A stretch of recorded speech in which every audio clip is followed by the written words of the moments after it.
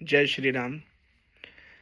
आज सभी को सूर्य भगवान के मकर राशि में प्रवेश होने पर, सूर्य के उत्तरायण होने पर मकर संक्रांति की हार्दिक शुभकामनाएं। जैसा कि आप सभी जानते हैं, इस वर्ष 14 जनवरी सन 2026 दिन बुधवार को दोपहर 3:06 पर सूर्य भगवान धनु राशि को छोड़ करके मकर राशि में प्रवेश करेंगे। अब देखिए कितनी अच्छी विडंबना है कि मकर राशि के जो स्वामी हैं वह सूर्य भगवान के पुत्र न्याय के देवता शनिदेव जी महाराज हैं। और अगर आप लोग थोड़ा ज्योतिष की ओर ध्यान रखते हैं तो ये भी जानते होंगे कि सूर्य और शनि आपस में शत्रु हैं। पिता और पुत्र का आपसी संबंध अच्छा नहीं है, किंतु फिर भी मकर संक्रांति का पर्व इतना श्रेष्ठ इसलिए है क्योंकि इसी दिन श्री सूर्य नारायण भगवान अपने पुत्र से मिलने के लिए मकर राशि में जाते हैं, क्योंकि मकर राशि और कुंभ राशि के स्वामी शनि हैं। तो धनु राशि को छोड़ते हुए मकर राशि में जाते हैं, इसलिए मकर संक्रांति का पर्व मनाया जाता है। हर मास सूर्य देवता अपनी राशि को चेंज करते हैं, अलग अलग राशियों में जाते हैं। 14 जनवरी को 3:07 पर यह सूर्य नारायण भगवान अपने पुत्र की राशि मकर में जाएंगे और पिता पुत्र का परस्पर स्पंद जो संबंध है वह ठीक नहीं है। फिर भी जो शनिदेव महाराज हैं वह अपने पिता का पूरा विनय के साथ, आदर के साथ उनका शुभ आगमन करते हैं, उनका स्वागत करते हैं। और इसी कारण से यह जो संक्रांति है यह हर संक्रांति में सबसे सर्वोत्तम और सबसे विशेष मानी जाती है। तो देखिए इसी दिन जो खर मास चल रहा था, खर मास किसे कहते हैं कि जो सूर्य नारायण भगवान धनु राशि में रहते हैं उसे खर मास कहा जाता है। सारे मांगलिक कार्य बनते। तो अब जैसे ही सूर्य भगवान मकर राशि में आए, जितने मांगलिक कार्य हैं, गृह प्रवेश, विवाह इत्यादि, ये सारी चीज़ें प्रारंभ हो जाएंगी।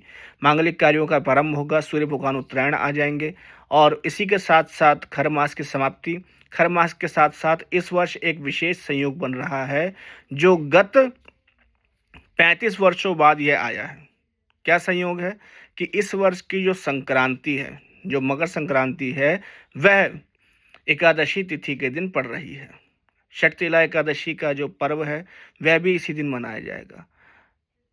सबसे बड़ा लोगों के अंदर भ्रम क्या है कि एकादशी के दिन जो मकर संक्रांति का पर्व है वह कैसे मनाए, क्योंकि हमारे उत्तर भारत में इसे खिचड़ी के नाम से भी जाना जाता है।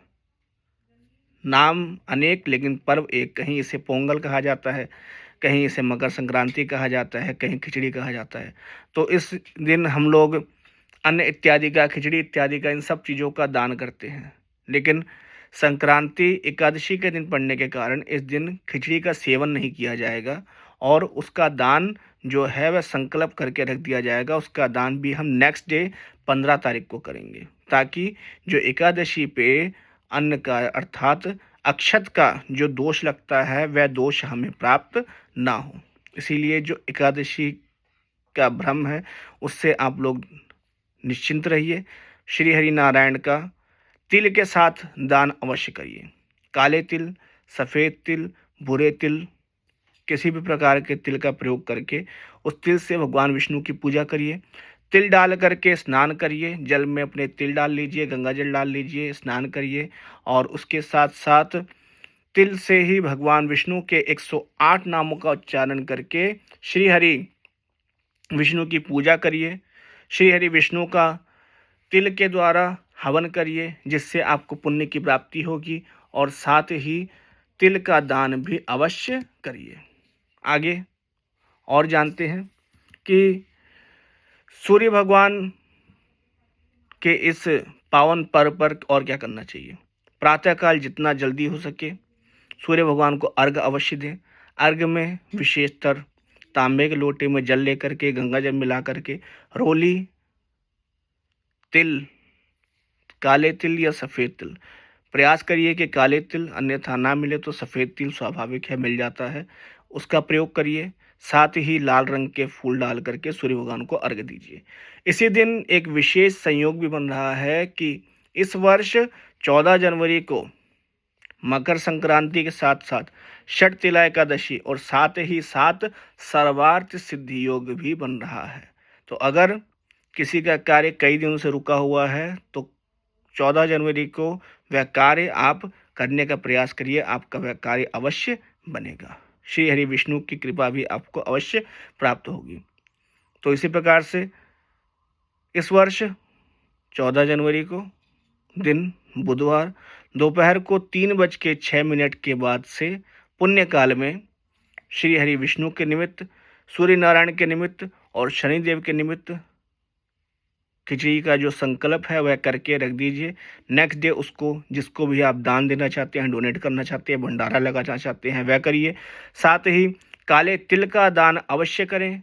जिन पिता और पुत्र का संबंध ठीक नहीं है, पिता या पुत्र में बनती नहीं है, उनके लिए एक विशेष उपाय, काला कंबल, काले तिल और साथ में काले रंग के गुलाब जामुन ले करके दक्षिणा के साथ किसी ब्राह्मण को पिता से संबंध अच्छे स्थापित करने के लिए पुत्र द्वारा यह कार्य किया जाए।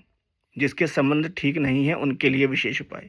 जिसके संबंध अच्छे हैं वह क्या करे, काला कंबल ले, काले तिल ले, किंतु जो मिठाई हमने काले रंग की ली थी उसको हम चेंज करके लड्डू का प्रयोग करेंगे। लड्डू आप कोशिश करें कि तिल के लड्डू मिल जाएं तो अति उत्तम है, अन्यथा मोतीचूर या बूंदी कोई भी लड्डू ले सकते हैं। और दक्षिणा के साथ पुत्र के द्वारा अपने पिता की दीर्घ आयु के लिए, आरोग्यता के लिए, धन धान्य सुख समृद्धि की प्राप्ति के लिए उसका दान दिया जाए। इस प्रकार से यह विशेष उपाय पिता और पुत्र के संबंध में किया जाता है।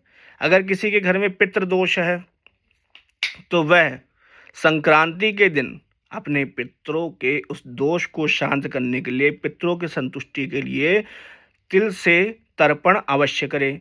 माँ गंगा जी में स्नान करें। गंगा जी जाना पॉसिबल ना हो तो अपने घर में ही अपने नहाने वाले जल में गंगा जल मिला करके और तिल मिला करके स्नान अवश्य करें। सूर्य भगवान को अर्घ अवश्य दें और साथ ही इस षटतिला एकादशी और मकर संक्रांति के पावन पर्व पर तिल का दान अवश्य करें, गरम वस्त्र का दान करें और यथाशक्ति श्री हरि विष्णु का, श्री सूर्य नारायण का या कोई भी देवी देवता जो आपके आराध्य हो, जिसको आप मानते हो, उसकी पूजा भी अवश्य करें। अपने बड़े बुजुर्गों का, अपने पितरों का, अपने माता पिता का आशीर्वाद अवश्य प्राप्त करें।